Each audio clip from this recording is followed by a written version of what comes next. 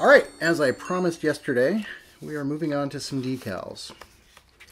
And these are decals that I made myself using inkjet decal paper. So these are just made some images using Photoshop and printed them out. And the detail on them is really amazingly good. Like, I am super surprised at how good. I've never done inkjet decals before, so I wasn't quite sure. And I had a couple of different possible approaches for this. One was to print out an outline of the design I was going to do and then hand paint it, hand color it. And while that could work, it seems like it's, well, because of the size of this, a little bit more tedious than I want. And I really was so happy with the detail in the color print that I want to use them. Now, the problem with making your own decals is that the decals are transparent. So this is printed on clear film, and the inks themselves are transparent. So as soon as you get it off of the backing sheet, you can see right through it, which means that as soon as you put it on something dark, you're going to be able to see that through it. So my solution was to create a panel for the decal to go on that is light colored and will serve as essentially the white for the decal and allow the colors to be true, or at least true-ish anyway. I also printed out some names for the side of the ship in a couple of different sizes because I wasn't sure if I wanted it's the Crimson Dawn, but I don't know if it's the Crimson Dawn or just Crimson Dawn. I think it's the Crimson Dawn, so I'm going to use the smaller one of the two. That's right side up for you. And that is going to go here. So I've got the nose art there and the ship name there.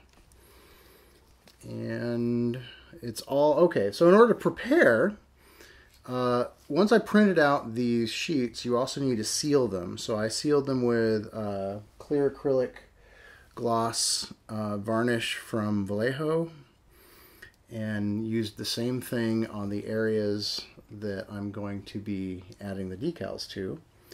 And now I just need to cut out, which I've already done. I actually had two sizes here, and it turns out the smaller one is the better one.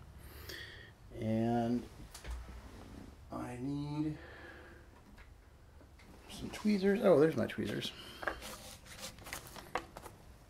I need a little water. Don't need very much. These decals in particular, they just come right off. So I just need enough to soak the backing.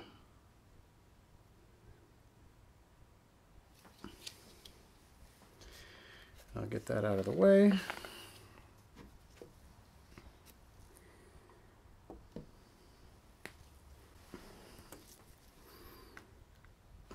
All right. So I'm just going to slide it off with something this size.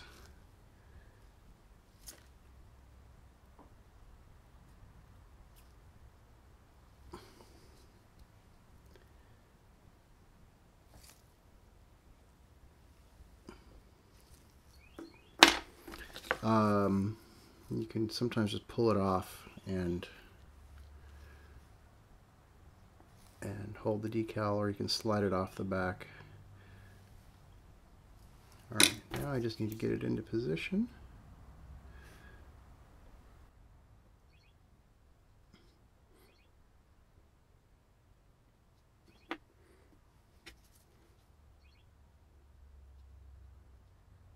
Alright, okay, so once I have it where I want it to be, I'm going to use a little microsol, and microsol it's really just white vinegar. Actually, no, the microsol isn't. The microset is white vinegar. This is something else. The idea here is that the solvent will help lay it flat over the various surface changes and kind of help shrink it down. All right, that's got a little bit of a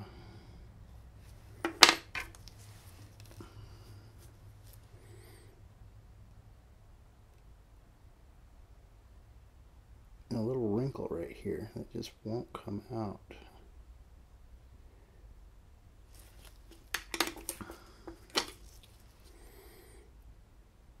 There it goes.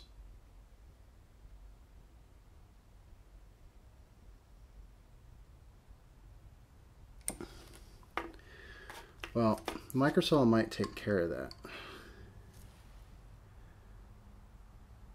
I printed up a whole bunch of these, so just in case I have problems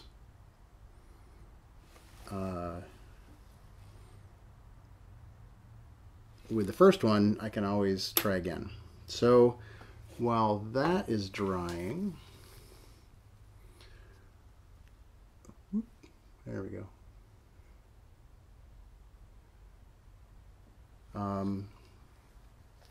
I can get the other one prepped. One thing I didn't do before I laid that down that I probably should have is wet the surface. So I'm going to use one of these small ones.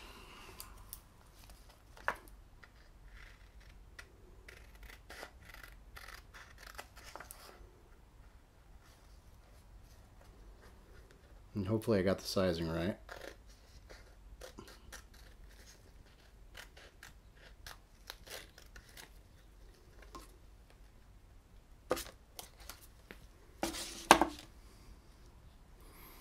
It seems a little dark. It seems a little dark. There, that's better. Okay, this one's a little longer. It's going to take a little bit more water.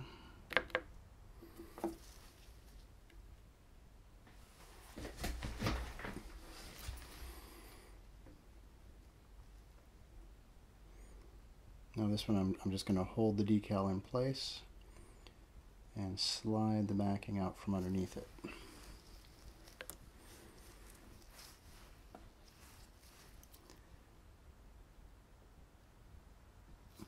All right, and then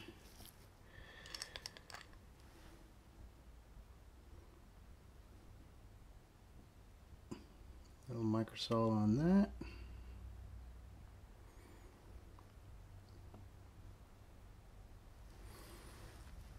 And then we can let that dry. And I'll be back in a minute. I ended up needing to let this sit for quite a while in order to get it to get all the liquid to dry out. And then when it had, I'd noticed that it had trapped some air in the panel lines and around some of the raised panels. So what I've been doing is going through with the X-Acto and carefully scoring the decals at those points where it has trapped air, and then I'm going to brush over it again with microsol in order to get those areas to lay down a little better. So let me see. I know I saw. Oh yeah, here we go. Right there. We'll run it right there.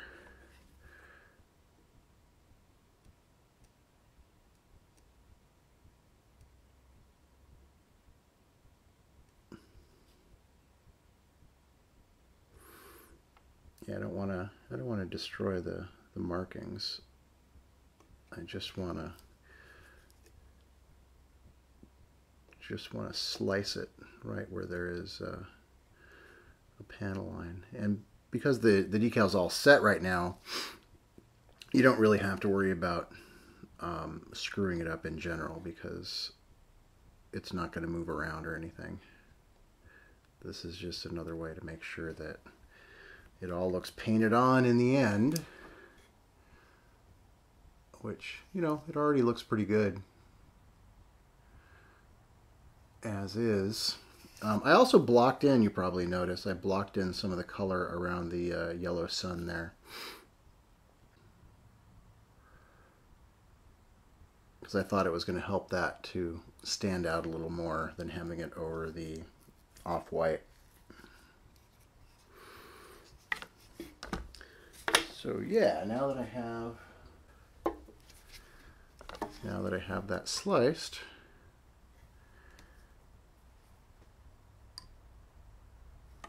I'll go ahead and just drop a little bit more of the microsol into those panel lines, and then we'll just have to let it do its work. So I'll be back momentarily.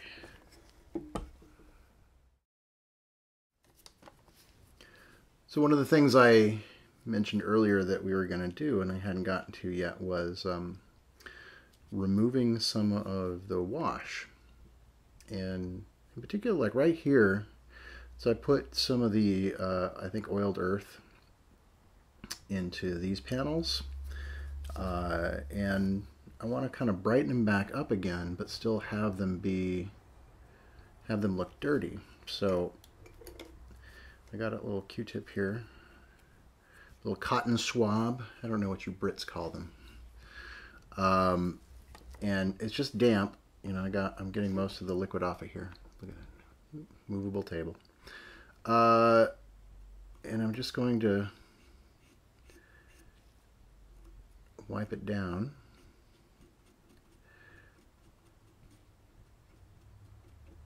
And leave it in the recesses there. See how it sort of creates a layer of grime in the recesses? It's kind of nice. And you can see how it's coming up.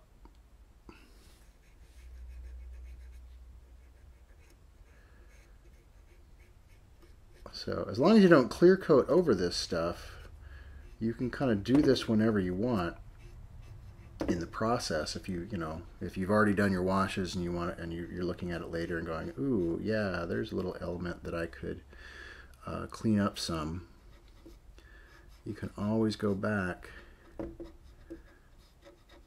and touch it up or blend out an edge or whatever,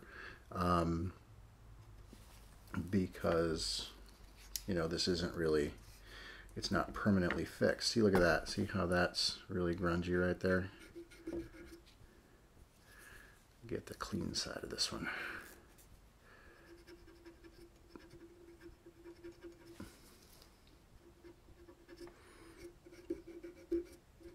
It doesn't all come up. It's not like you can go right back to perfectly clean.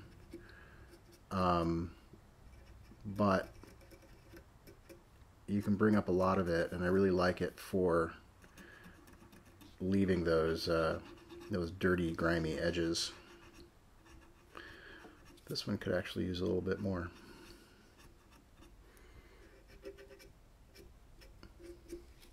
Yeah, so I'm going to go through and take a look at other parts of the ship that could possibly use a little cleanup.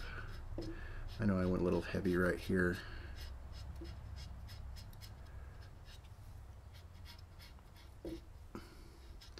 But it's cool because it's like, it kind of brightens things back up again. This is providing a a more vibrant highlight, because those washes will dull things down some. I mean, that's kind of the point.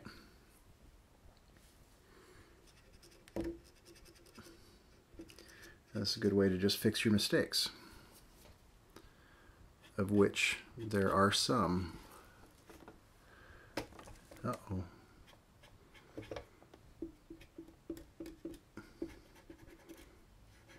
But if you clear coat over it, there's really not much to be done except go back and touch it up with a brush and some paint. Yeah, I mean, overall this looks pretty good. I'm not unhappy, and I'm still meaning to go back and there's some to go back and even add another layer of washes to this.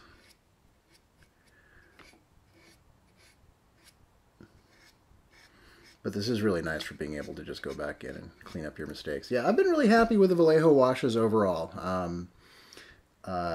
My first reaction to them was that I didn't quite understand how they were supposed to work, and then when I realized that they're not washes in the same sense as, for example, the Citadel Shades are washes. These are really weathering washes.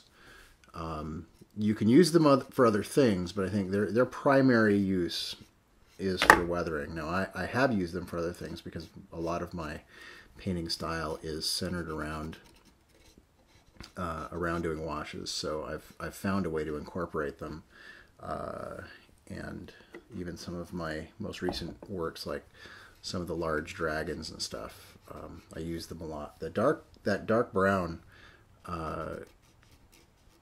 You can do a lot with that. I was actually painting claws with it. I forget what the base color was. I think it might have been a khaki or something, and then washing it over with the dark brown and getting a really interesting final color.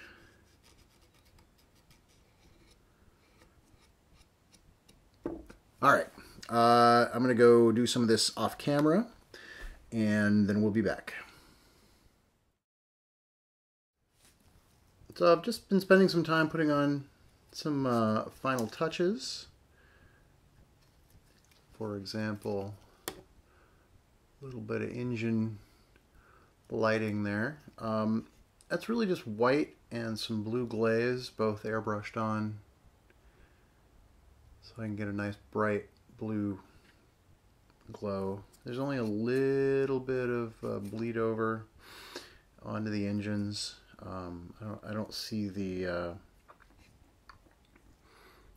engine output throwing any kind of light onto the back of the engines at all.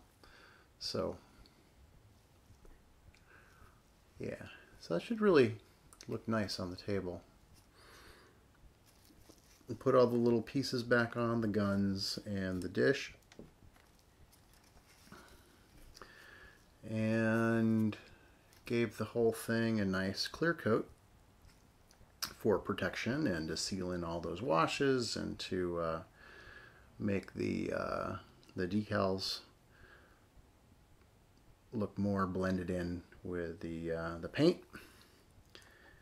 And I think we got it done. So I'm going to go shoot some pictures of this thing, which I perhaps will share with you, and we'll call this project done. So hey, thank you all for watching. Stay tuned for the photos, and I will talk to you all later.